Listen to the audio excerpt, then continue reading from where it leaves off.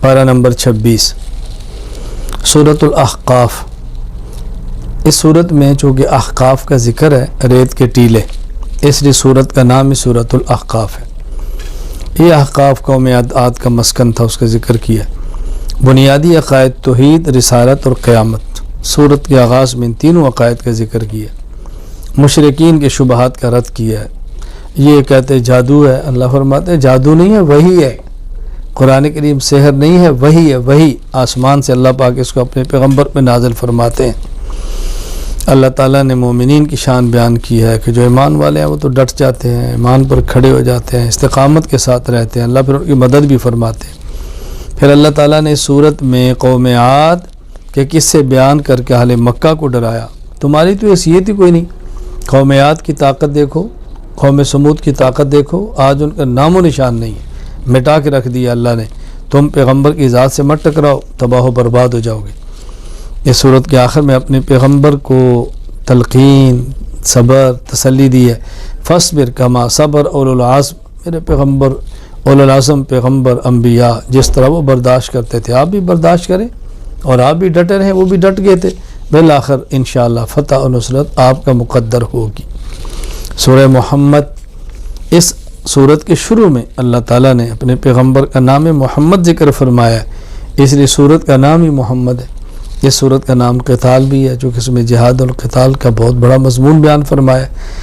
اللہ تعالیٰ نے قرآن کریم میں اپنے پیغمبر کے دو نام ذکر فرمائے، محمد اور احمد، باقی آپ کی صفتیں بیان فرمائیں۔ اس میں شروع میں جہاد اور قتال کا ذکر کیا ہے، قیدیوں کا ذکر کیا ہے، غلاموں کے حقوق بیان کیے ہیں، ان کی آزادی کی بات کی ہے۔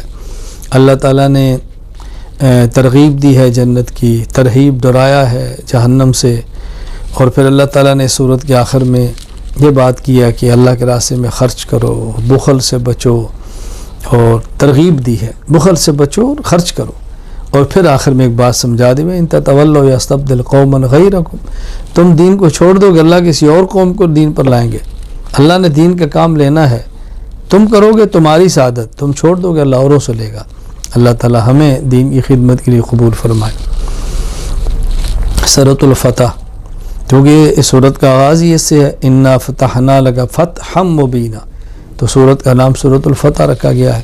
عظیم ترین فتح، فتح مکہ، جس کی اللہ تعالیٰ بشارت اس میں دے رہے ہیں حدیبیہ کے موقع پر، تو اس لیے یہاں بہت ساری باتیں اللہ تعالیٰ نے سمجھائی ہیں۔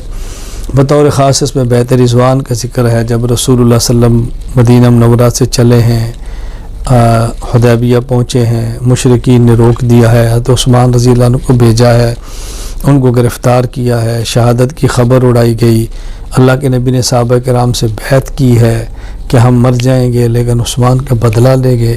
خیر پھر مشرکین نے صلح کی ہے، کچھ شرائط پر صلح ہوئی تھی، ایک شرط دی واپس چلے جائیں، آئندہ سال عمرے کے لیے رسول اللہ صلی اللہ علیہ وسلم نے معاہدہ کیا۔ تو یہاں جو صحابہ کرام نے بیعت کی اس کا ذکر ہے، ان الذین یبایعونک انما یبایعون اللہ، پیغمبر چونکہ نمائندہ خدا ہوتا ہے، فرمایا تمہاری بیعت تو اللہ کی بیعت ہے، ان نے تو اللہ کی بیعت کی ہے۔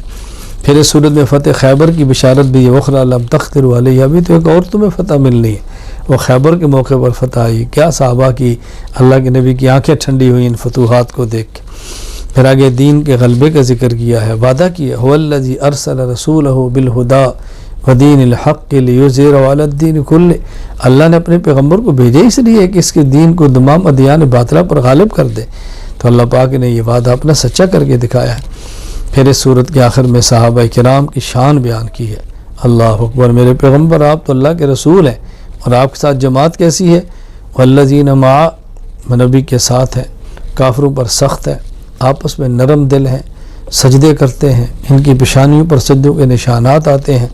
یہ تو اس کھیتی کی طرح ہے جو تر و تازہ ہوتی ہے، تو اس کو دیکھ کے کسان خوش ہوتا ہے، اور جو اس کا مخالف ہے وہ جل جاتا ہے۔ پیغمبر یہ آپ کی کھیتی ہے جو آپ کی آنکھوں کو ٹھنڈا کرے گی اور آپ کے مخالفین کو جلا کے رکھ دے گی۔ صحابہ کرام کی عظمت پر ایمان کا تقاضا ہے کہ بندہ خوش ہو، جو صحابہ کی عظمت کو دیکھ کر خوش ہوتا ہے ایمان کی نشانی ہے، جو جلتا ہے نفاق اور کفر کی نشانی ہے۔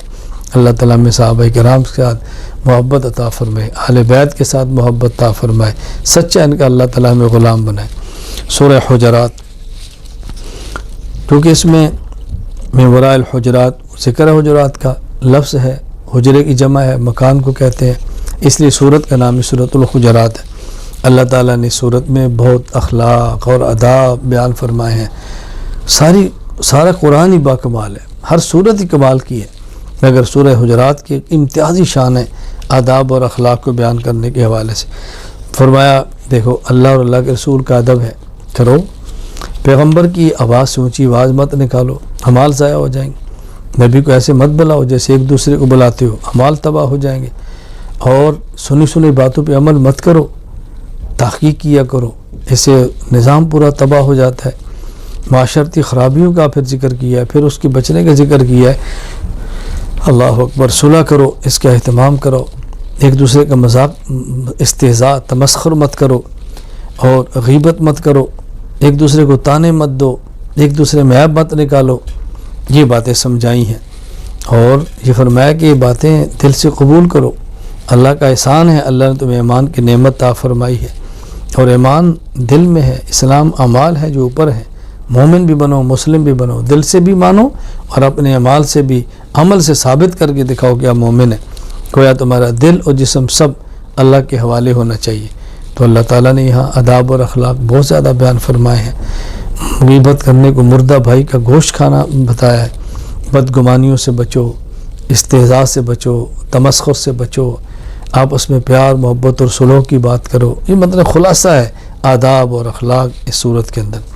سورہ قاف، قاف القرآن المجید، قاف روح مقطعات میں سے ہے، مقطعات مقطعاتن کی جمع ہے، قطعن سے ہے کاٹنا، قاف وہ حروف جن کو الگ الگ کر کے پڑھتے ہیں انہیں مقطعات کہتے ہیں۔ اس سورت کا آغاز کیا گیا، کفار کا تعجب بیان کیا گیا، ظالم تعجب، کبھی نبی پہ آنے پر تعجب ہے، قیامت کے درسے پر تعجب ہے، تعجبات اللہ کافر کہتے ہیں ھذا شیء عجیب، عجیب بات۔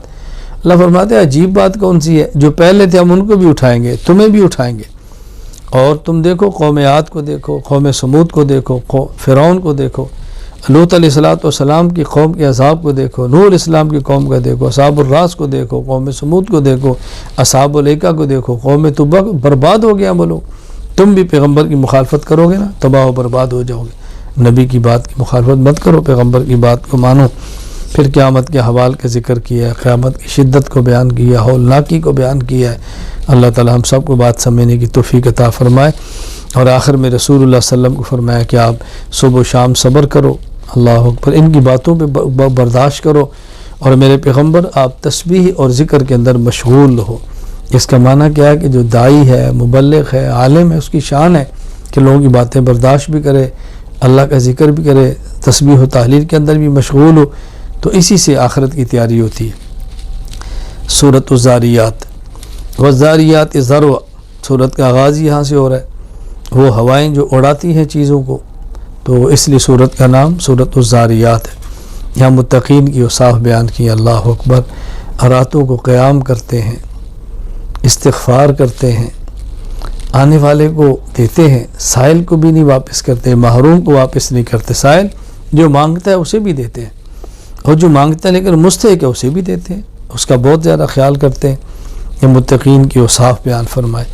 پھر اس بارے کے بالکل آخر میں ابراہیم علیہ السلام کا واقعہ بیان کیا، فرشتے آئے، ابراہیم علیہ السلام کے بیٹے کی بشارت دی ہے، بڑھاپے میں اللہ نے ابراہیم علیہ السلام کو اولاد عطا فرمائی۔ اللہ نہ چاہے تو جوانی میں بھی نہ دے، چاہے تو بڑھاپے میں اولاد دے رہے، اولاد دینے والے تو اللہ ہی ہے۔